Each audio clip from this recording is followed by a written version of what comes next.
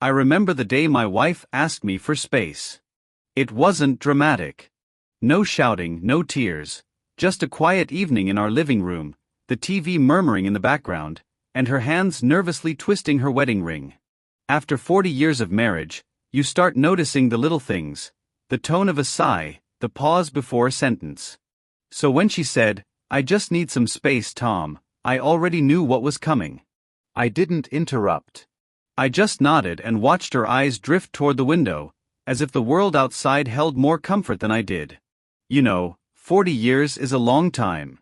We had built everything together: a home, 2 grown kids, a garden she loved more than anything, and memories layered across decades like old wallpaper.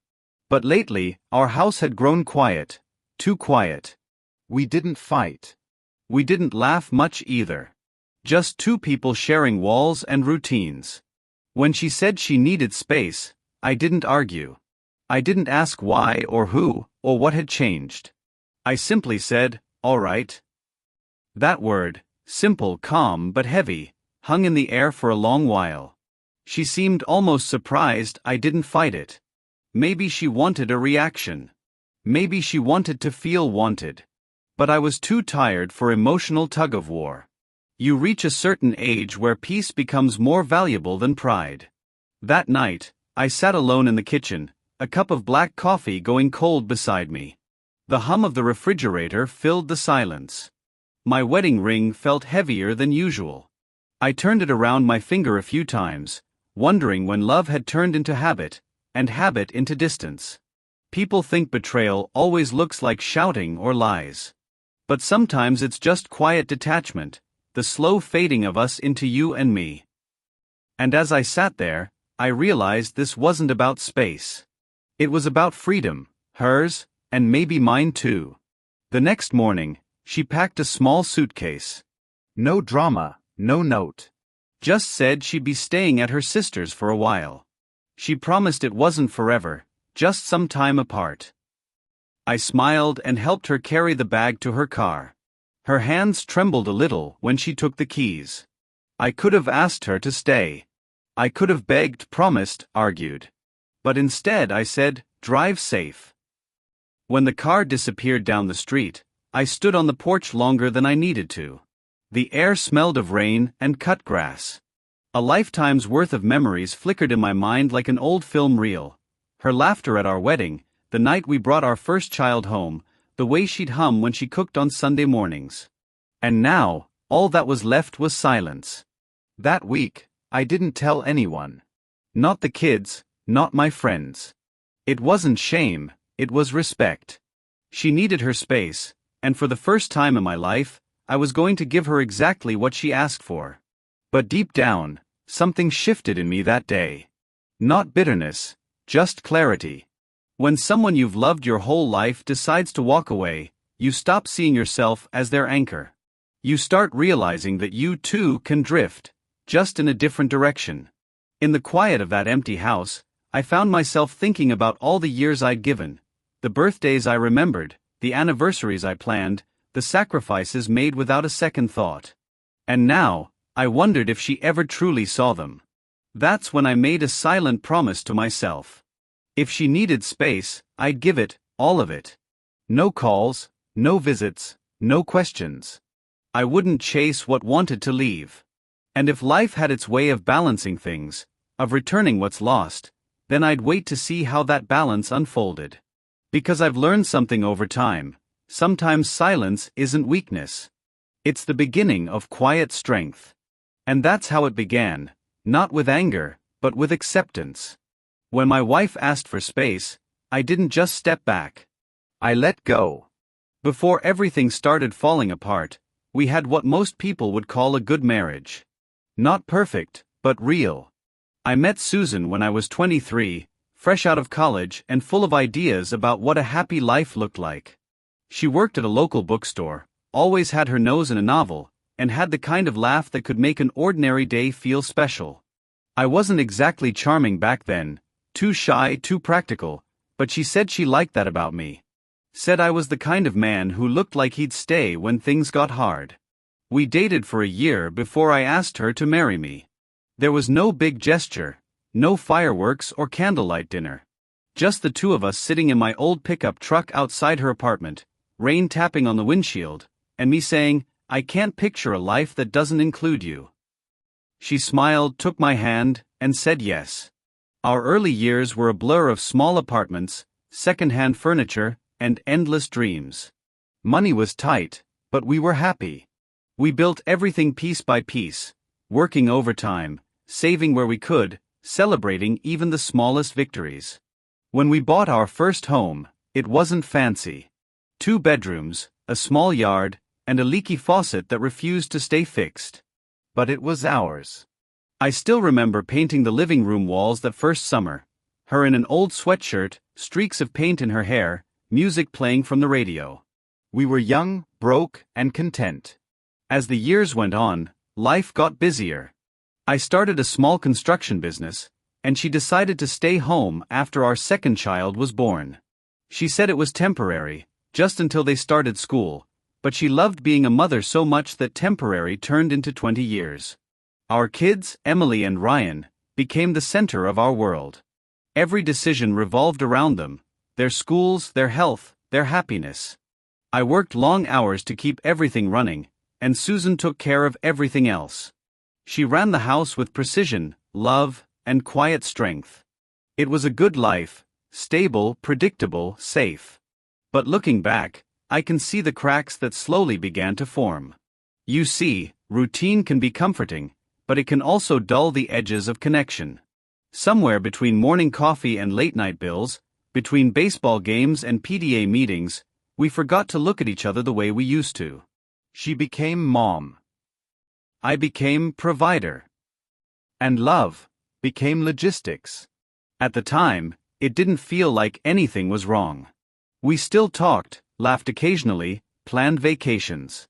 But the spark that once burned between us turned into a steady dim glow, enough to see by, but not enough to feel the warmth. The kids grew up faster than we expected. One day, they were little faces at the breakfast table. The next, they were packing for college. The day Ryan left for the university, Susan cried quietly in the car on the drive home. I tried to comfort her, said things like, "He'll call every week," and "we did our job right." But something about the silence that followed felt heavy, as if parenting had been the glue holding us together, and now that it was gone, we didn't know what to do with all the space between us. That's when she started picking up new hobbies: yoga, gardening, volunteering at the library. I admired her for it. I thought she was just trying to rediscover herself. But in truth, she was slowly learning how to live without me. Meanwhile, I was busy building my retirement plan, making sure the business ran smoothly. Work gave me purpose, and an excuse. An excuse to avoid facing the fact that my marriage, though still standing, had become quiet, hollow. We weren't fighting, we were fading. One night, about 10 years ago, we sat across from each other at dinner, the sound of cutlery filling the silence. I looked at her and realized I couldn't remember the last time we had a real conversation that wasn't about groceries, bills, or our kids. So I asked, "Are you happy?" She looked startled, like I had just spoken a language she hadn't heard in years. Then she smiled softly and said, "Of course." But her eyes told a different story. After that, life went on as usual. We celebrated our 25th anniversary with a dinner our kids planned. Family photos, laughter, cake, the works. From the outside, we looked like a couple who had it all figured out. But inside, we were just two people who loved the memories more than the present. When retirement came, I thought things would get better. More time together, more trips, more peace. But retirement can be a mirror. It shows you everything you've ignored. And what I saw wasn't comforting. She had grown independent, and not in a bad way. Just detached. She had her own routines, her own friends, her own quiet joys. I had my workshop, my books, my coffee alone every morning at the same kitchen table. We lived under the same roof, but we were already living separate lives. Still, I didn't think much of it. I thought marriage was about endurance, about staying, no matter what. But one day, out of nowhere, she started talking about space.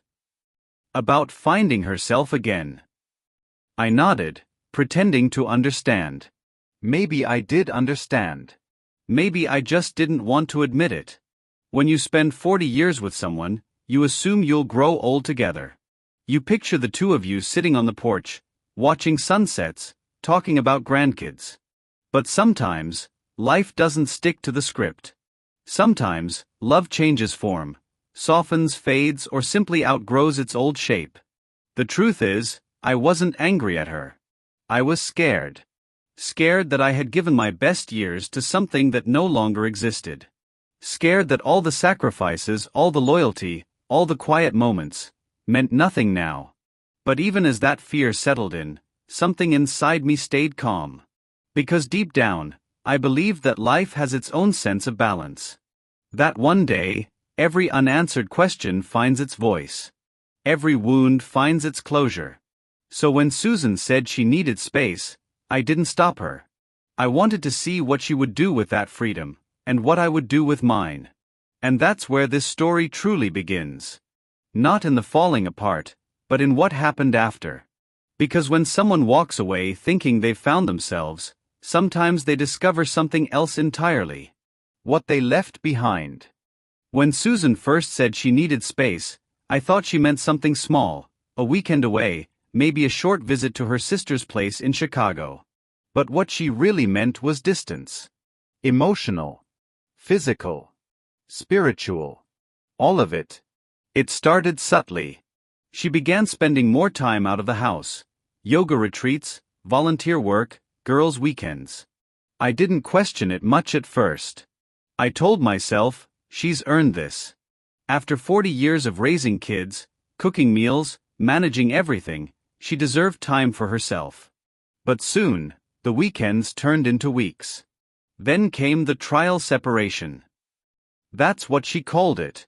Trial. As if 40 years of marriage was something that could be paused, tested, and resumed at will. She told me she wanted to find herself again. I asked gently, "Did you lose yourself here with me?" She didn't answer. Just looked down at her coffee, hands wrapped around the mug like it was the only thing keeping her steady. That silence said everything. She packed light, a few clothes, her laptop, her journal, and moved into a small apartment near downtown. I helped her carry the boxes. I didn't argue. Didn't ask her to stay. Because when someone's heart starts walking away from you, holding on tighter only makes them run faster. For the first time in decades, I came home to an empty house. Her shoes weren't by the door. The smell of her perfume wasn't floating in the hallway. The kitchen counter, once cluttered with grocery lists and sticky notes, looked sterile. I thought I'd feel angry. But what I felt was something deeper, hollow quiet. The kind that hums inside your chest and makes every clock tick sound louder. At first, I tried to fill that silence. I fixed the fence, rearranged the garage, joined a local book club. I even started cooking for myself. Terribly at first. Burned the eggs twice, then learned to laugh about it. But no matter how busy I kept myself, every night ended the same. Me sitting alone on the couch, staring at the empty spot where she used to read her novels. Then one evening, while I was watering the plants in the backyard, my phone buzzed. It was a text from Susan. Just checking in. Hope you're doing okay. It was simple. Polite. Cold. The kind of message you send to a neighbor, not a husband. I typed back, "I'm doing fine. You?" She replied a few minutes later. "Better than I've felt in years. I just needed some air, you know?" I stared at the screen for a long time. Better than I've felt in years. That sentence stayed with me, not because it hurt, but because it was honest. For the next few months, we barely spoke. She'd call occasionally to ask about bills, insurance, small things that made our conversations feel transactional. Our kids noticed, of course. Emily would ask, "Dad, are you and Mom okay?" I always said, "We're just giving each other some space." It was easier than telling her the truth, that I didn't really know. One day, while I was at the grocery store, I ran into an old family friend, Margaret. She looked at me with that careful sympathy people give when they've heard things. "I saw Susan downtown the other day," she said softly. She looked happy. Younger, even. Good for her. I smiled politely, said, "Yeah, she's doing well." But that night, I sat in my chair by the window, staring out at the dark, and asked myself something I hadn't dared to before. What if she's happier without me? That question burned quietly in the back of my mind. It didn't feel like anger, it felt like erasure. Like I'd been part of a book she decided to stop reading. Months passed. Fall turned into winter. The holidays came, and for the first time, we spent Christmas apart. I sent her a simple card, "Merry Christmas, Susan. Hope you're well." She replied with a photo of her tree. Not our tree. Hers. Smaller, simpler, but glowing with warmth. That night, I poured myself a glass of whiskey and sat by the fire. I thought about all the Christmases before, the laughter, the decorations, the kids running through the house, and I realized something brutal yet freeing. I had loved her for who she was, but she had changed.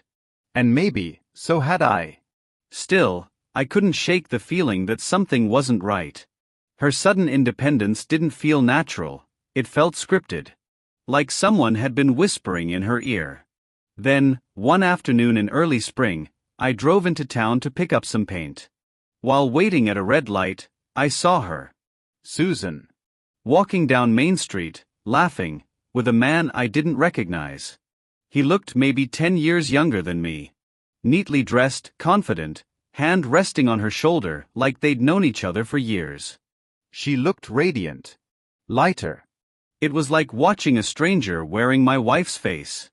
I didn't follow them. Didn't confront her. Instead, I drove home, parked the car, and sat there for an hour. No tears, no yelling. Just quiet disbelief. That night, she called.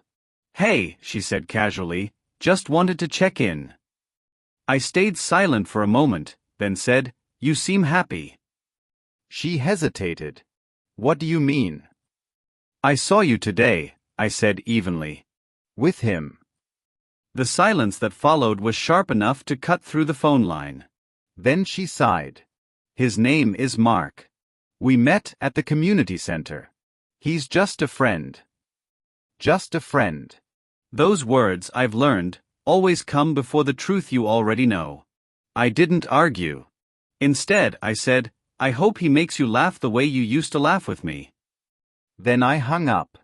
That night was long.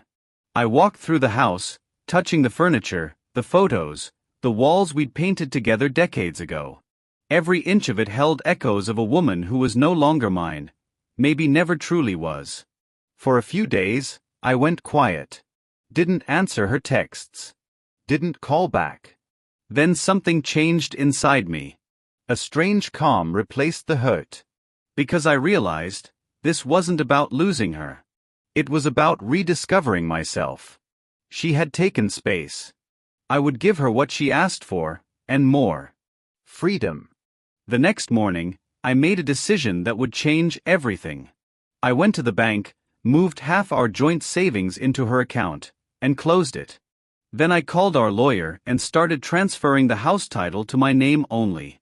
She had said she wanted to live independently, so I made sure she could, entirely. No malice. No anger. Just boundaries. A week later, she called again, sounding uneasy. "Tom, did you move the savings?" I tried to check our account. I interrupted gently. "Yes. Your half is in your name now. No strings attached. You wanted space, I gave you freedom." She was silent. Then, quietly, she said, "I didn't mean to lose everything." I replied, "You didn't lose anything. You just found out what you really wanted." From that day on, something shifted between us. She stopped calling as often. And for the first time, I stopped waiting. It's strange, how peace comes not from fixing others, but from freeing yourself from their chaos. The neighbors noticed I looked different. Happier. I started jogging in the mornings, fixing up old furniture, reconnecting with my kids. Emily began visiting more often, and I told her gently, "Your mother and I are just on different paths." She nodded sadly. You still love her, don't you? I smiled. Love doesn't end, honey. It just changes its shape. But deep down, I knew something else was coming. Susan had made her choice, but choices have echoes. And soon, those echoes would find their way back to her door. Because life, as I've learned, has a quiet way of balancing itself. And sometimes, the calmest man carries the sharpest kind of justice. The turning point in my story came quietly, not through confrontation or dramatic words, but through an evening that changed the rhythm of my heart. It was a rainy Thursday. The house was still filled with familiar echoes, the sound of dripping water outside, the faint hum of the refrigerator, the smell of jasmine from the garden she once tended so carefully. I came home from my evening walk, umbrella dripping, and saw her sitting on the sofa, typing something on her phone. Her face looked peaceful, distant, almost like a stranger who had found comfort in a new version of herself. For months, I had accepted her space. I didn't question her absences, her late returns, or her soft, distracted tone. I cooked my own meals, cleaned my own clothes, and pretended I didn't notice the perfume that wasn't hers lingering on her scarf. But that night, something inside me shifted. She looked up briefly and said, "You're home early." I smiled gently. "It's raining." Thought I'd sit by the window for a while. There was silence. It wasn't awkward anymore, it was a silence that had grown roots between us. I made some tea and placed one cup in front of her, as I always did. She didn't look up. Just a faint thanks before she returned to her phone. I sat across from her, watching the steam rise from my cup. That's when I realized, love doesn't disappear in an instant. It fades in layers, until one day, you wake up and realize you've been loving a memory, not a person. That night, I couldn't sleep.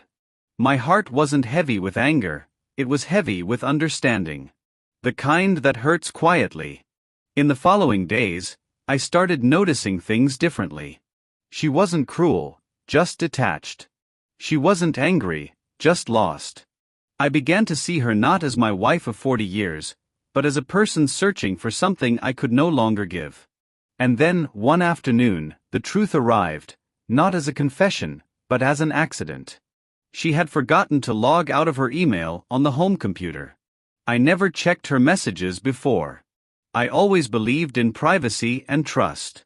But that day, curiosity wasn't born out of suspicion, it was born out of pain. I wanted to know what I had done wrong. One unread message caught my eye.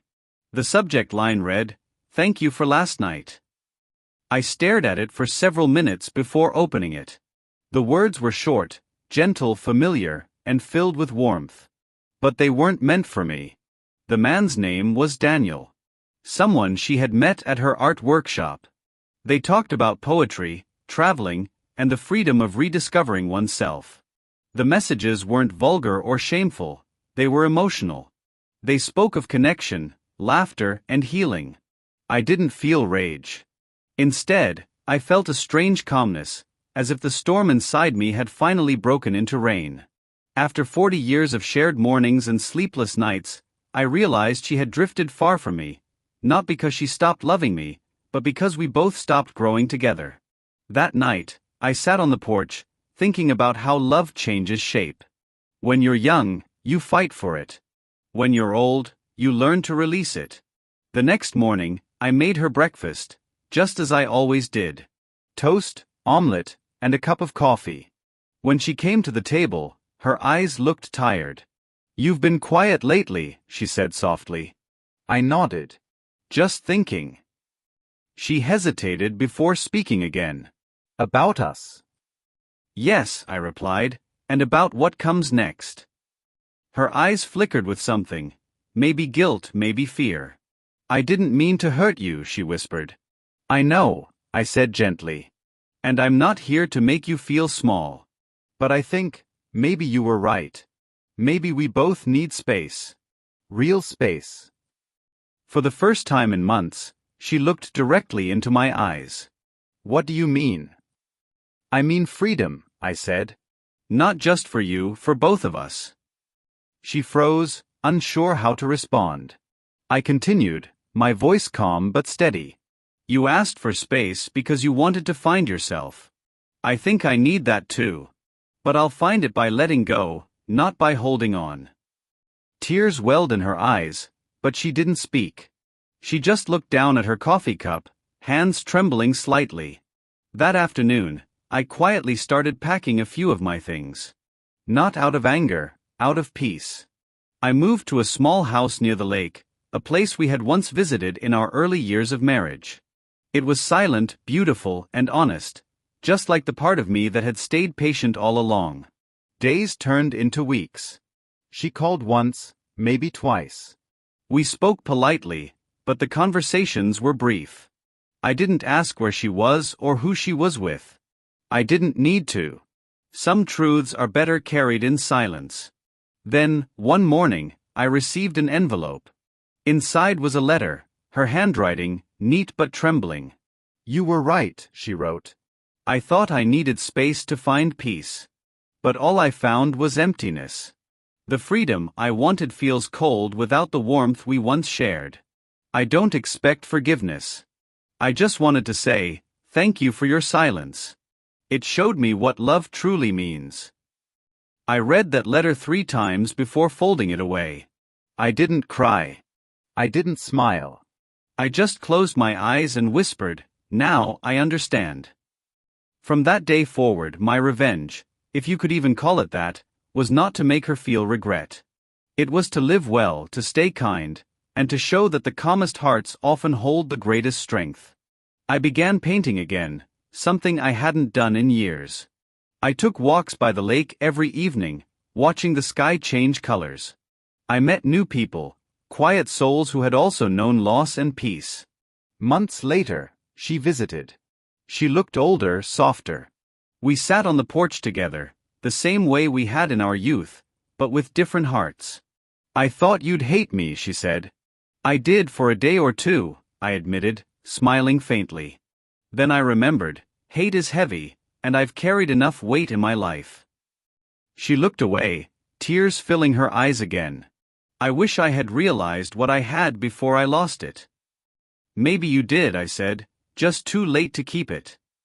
Silence settled again. But this time, it wasn't bitter. It was peaceful, like two souls who had finally accepted the truth. That day, I understood something powerful. Sometimes, revenge isn't about hurting someone who wronged you. It's about becoming so whole, so content, that their betrayal loses its power. When I finally walked her to the door, she said softly, "You've changed." I smiled. No. I just stopped trying to fix what was meant to end. That was my turning point, not the discovery of her affair, not the moment I left, but the moment I chose peace over pain. In that quiet acceptance, I found a freedom greater than anything I had ever known. After that quiet afternoon on the porch, the one where she visited, apologized, and left again, life began to unfold in a gentler rhythm. I no longer woke up to the echo of her footsteps or the clinking of dishes in the kitchen. Instead, I woke up to the sound of the lake breeze tapping softly against the window and the rustle of leaves outside. It was strange at first. For 40 years, every habit, every small part of my morning, had been shared with her. Now it was just me, my cup of tea, the sunlight falling across the table, the sound of the clock ticking in perfect rhythm. But loneliness has two faces, one that aches and one that heals. Over time, mine became the latter. I began to rebuild myself, quietly, without any grand declarations. I started painting again, not for money or praise, but simply because it felt good to express things words couldn't carry. My first painting was of an empty bench by the lake, a place I often sat at sunset. When I finished it, I realized that bench symbolized something, not absence but peace. I sold a few of my paintings at a small local exhibition. People admired the calmness in my work, the way the colors seemed to breathe. One woman, a widow named Eliza, told me, "Your paintings feel like forgiveness." I smiled and said softly, maybe that's what they are. Through art, I found what years of argument and resentment never gave me: closure. Weeks turned into months, and gradually I saw my wife, or rather my ex-wife, from a distance. She had moved to a smaller apartment near the city, living quietly. Once, I saw her at the local grocery store. She looked thinner, slower, but when our eyes met, we both smiled. There was no anger left, just a soft understanding that we had walked a long path together, and it had finally ended where it needed to. That night, I thought deeply about forgiveness. Not the kind people talk about publicly, but the quiet kind, the one that happens in your chest, when you realize holding on serves no purpose anymore. You see, forgiveness doesn't mean forgetting. It means remembering differently, without bitterness, without blame. I wrote her a letter that night. I don't hold anything against you, I wrote. What we had was real, and even if it ended with distance, it began with love. I wish you peace truly. I didn't mail it. I kept it in my drawer, as a symbol, a silent promise to myself that I had moved on. My revenge, if that word still applies, came quietly, naturally. It wasn't about her pain, it was about my peace. I lived with dignity, stayed kind, and carried no bitterness. People who knew me would often say, "You look lighter these days." They didn't know how true that was. There's something powerful about living well after being wronged. Not loudly, not to prove a point, but simply because you choose not to carry darkness anymore. A year later, I heard from a mutual friend that she wasn't doing too well. Her health had declined, and she lived mostly alone. I won't lie, the news stirred something in me. Not joy, not pity, just reflection. Life has a strange way of balancing things. One evening, I went to visit her. She was sitting by the window, looking out at the street below. When she saw me, her eyes widened with surprise, then softened. "You came," she whispered. "I did," I said, smiling gently. "I was nearby." She tried to stand, but I gestured for her to stay seated. I sat across from her, and for a long time, we said nothing.